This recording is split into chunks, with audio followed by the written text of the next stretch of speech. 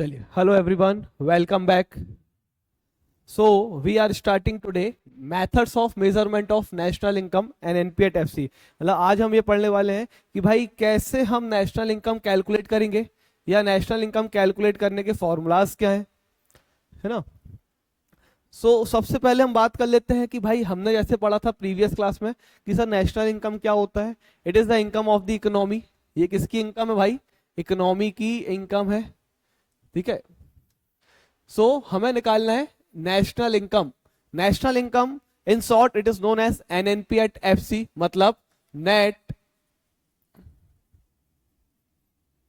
National product. क्या है? Net national product at factor cost.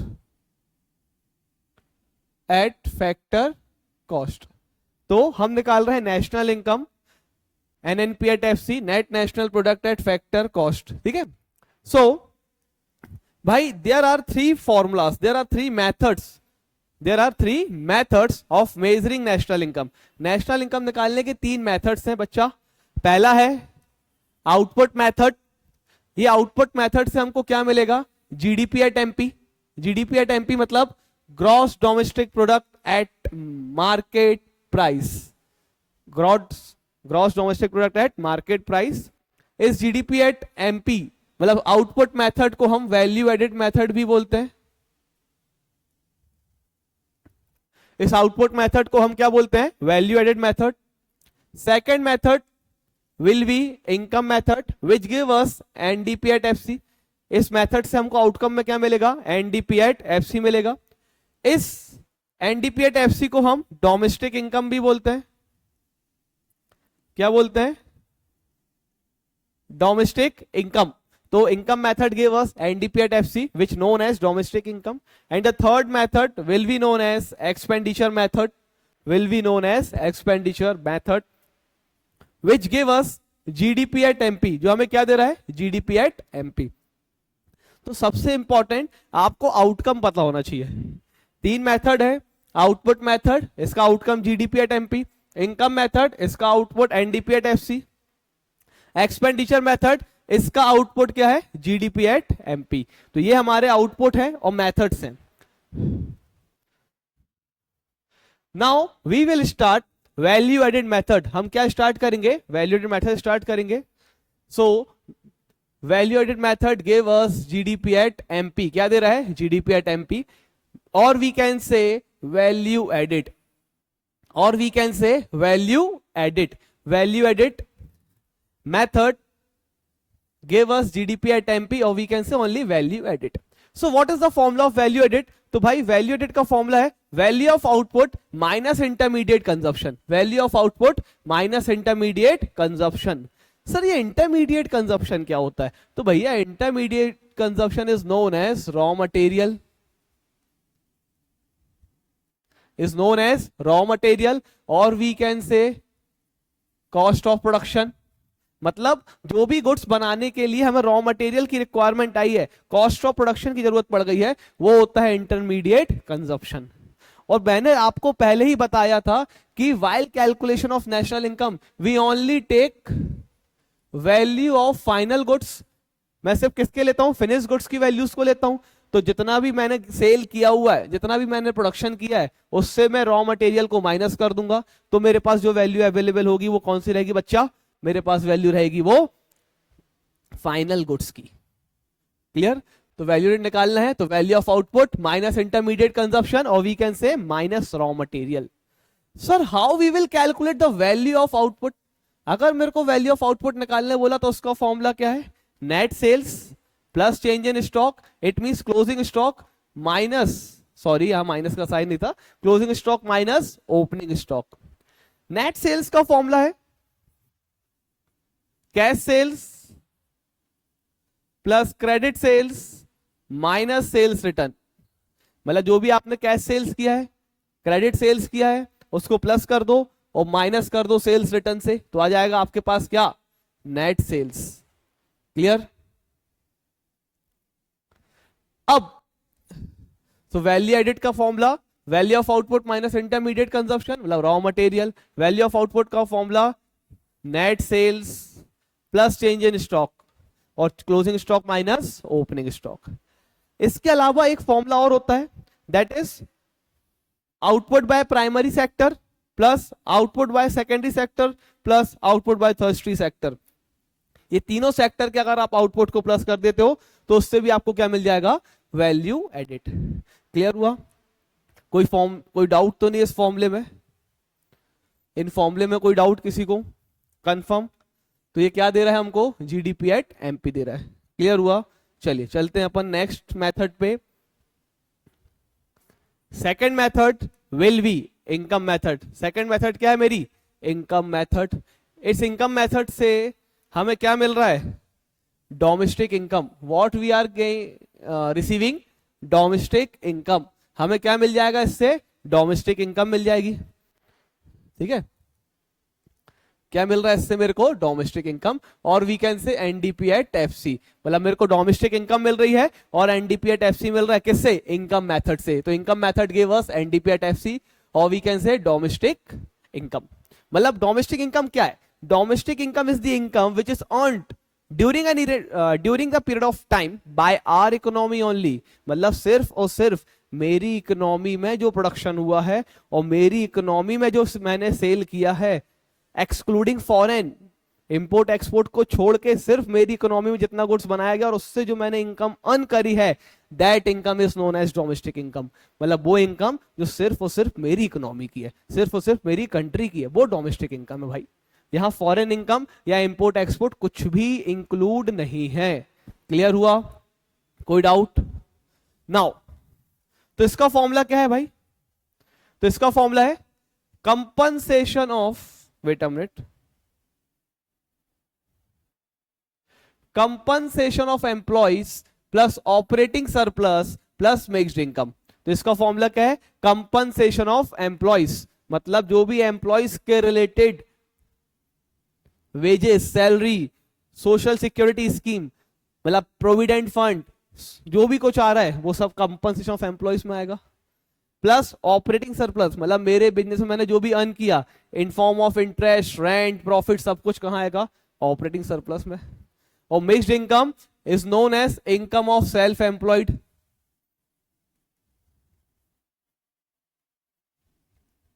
Mixed income is known as income of self employed, जो खुद एक self employed member, उसकी जो इनकम है वो मिक्स्ड इनकम है। सो बात करते हैं अब हम कि कंपनसेशन ऑफ एम्प्लॉइज का फॉर्मूला क्या है, wages and salary in cash और काइंड। मतलब अगर आप उसको नकदी या बैंक के थ्रू कुछ पेमेंट दे रहे हो, काइंड मतलब आपने उसको कुछ रेदर देन कैश आपने कुछ दे दिया, उसको असेट्स दिया या कुछ भी अनदर थिंग्स आपने दे दिए, कहीं पे आपने उसको कंपनसेशन के नाम पे आपने उसको बोनस दिया, या कुछ भी ऐसी सैलरी या वेजेस जो कैश में नहीं है, रेदर देन कैश है, वो भी आप यहां प्लस करेंगे। Plus employees fund, employees fund में क्या क्या आएगा भाई, यहां पे आएगा प्रोविडेंट फंड,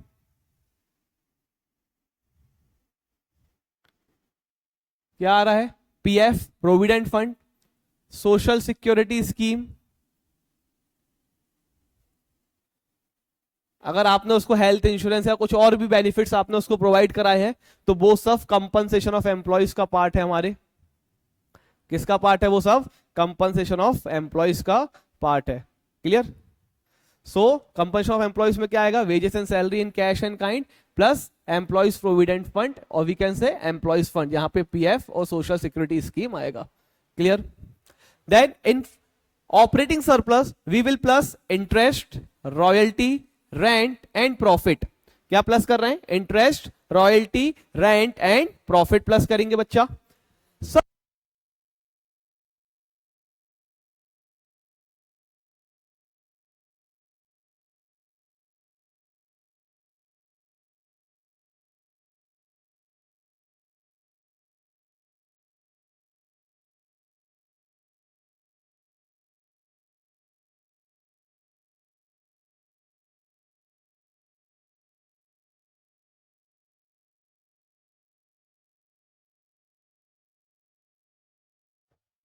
हेलो, या वेट अ मिनट, को लगता है कोई वॉइस का इशू था। हाँ, तो अनडिस्ट्रीब्यूटेड प्रॉफिट, जो मैंने प्रॉफिट डिस्ट्रीब्यूट नहीं किया है, अपने पास साइड असाइड रखा हुआ हूं। देन रिजर्व, मतलब मैंने फ्यूचर के लिए कुछ पैसे जोड़ के रखे हुए हैं, सेव करके रखा हुआ हूं, वो भी यहां पे आ जाएगा रिजर्व्स। और प्लस कॉर्पोरेशन टैक्स। तो this is the formula of profit. तो फिर से रिवाइज करते हैं। इनकम मेथड से मुझे एनडीपी एट एफसी मिल रहा है बच्चा, ठीक है। डोमेस्टिक इनकम मिल रही है, इसका फॉर्मूला है compensation of employees plus operating surplus plus mixed income. Compensation of,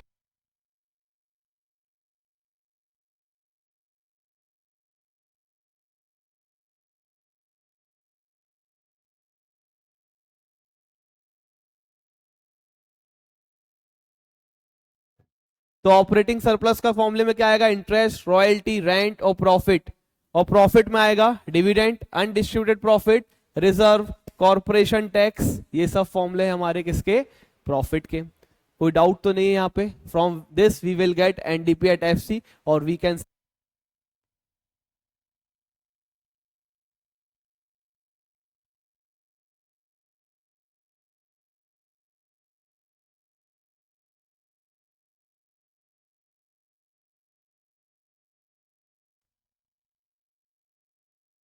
now we will learn expenditure method. अब हम क्या लर्न करेंगे, अब हम लर्न करेंगे एक्सपेंडिचर मेथड। मतलब थर्ड मेथड है वो है एक्सपेंडिचर मेथड। इस मेथड से भी मेरे को क्या मिलेगा, वेट अ मिनट ना,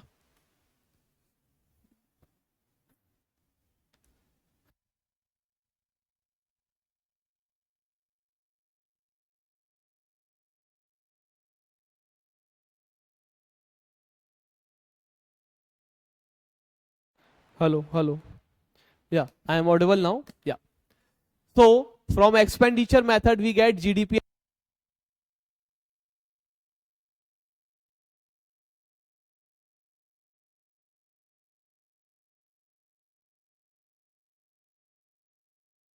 GDP एट एमपी मिल रहा है।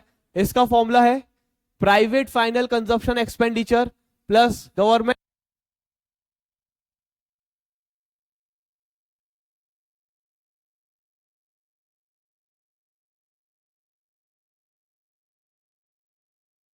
Expenditure plus government consumption expenditure plus gross domestic capital formation plus,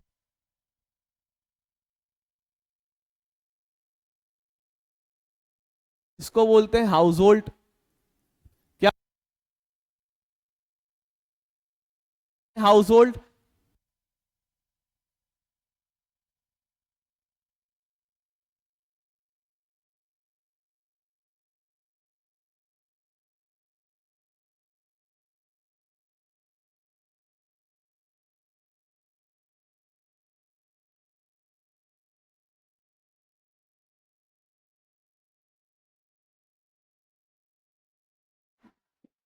wait a minute ना, हाँ, आई एम ऑडिबल नाउ। अब आ रही है आवाज, hello hello hello. May be कुछ टेक्निकल इश्यूज हैं, तो उसके कारण मे बी बार बार वॉइस नहीं आ पा रही है।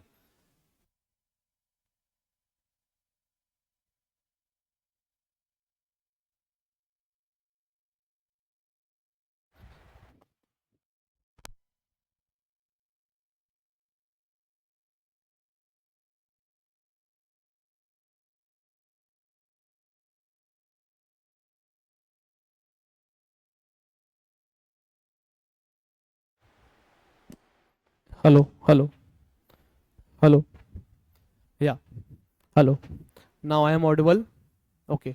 हाँ, थोड़ा टेक्निकल इश्यूज था बच्चा, सॉरी, है ना। एक बार अपन फिर से स्टार्ट करते हैं इसको। हम स्टार्ट कर रहे हैं expenditure method. From expenditure method we will get GDP at MP. Expenditure method से मुझको क्या मिल रहा है, जीडीपी एट एमपी मिल रहा है।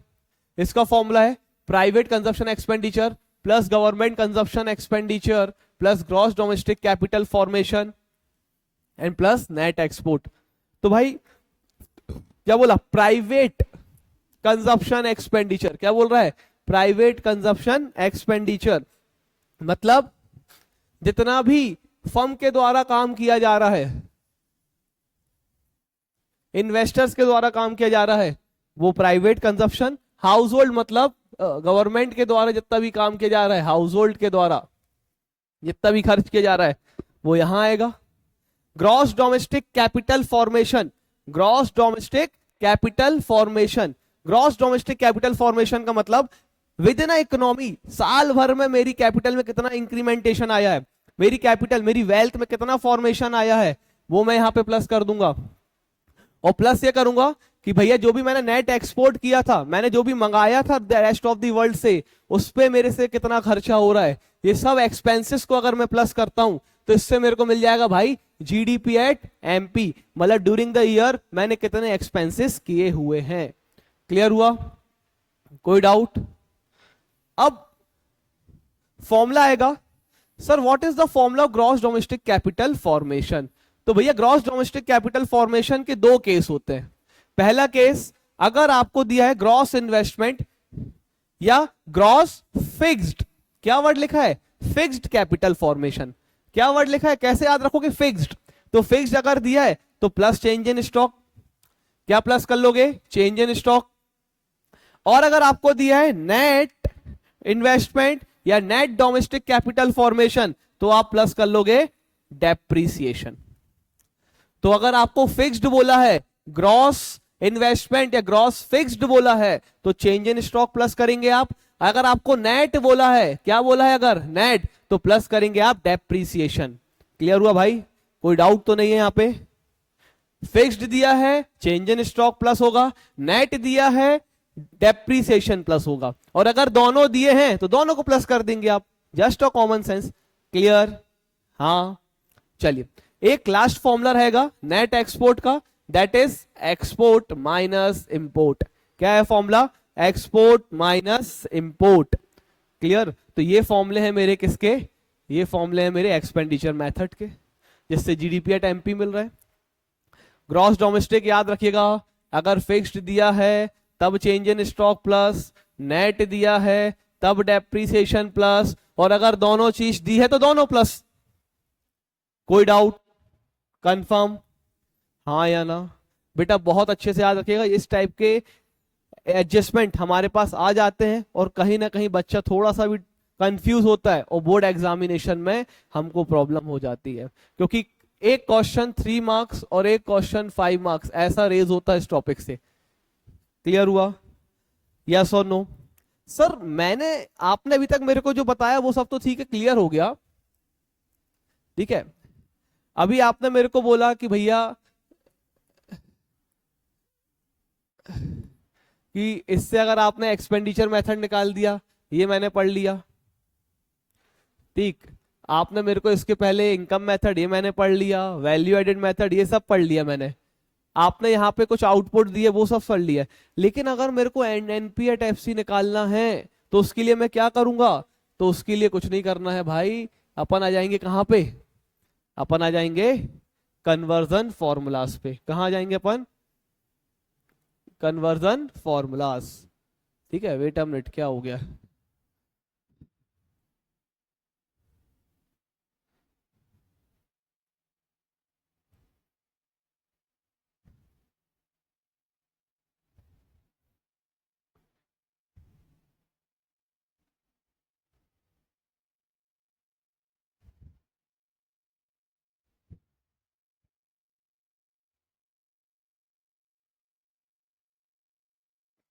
चलिए,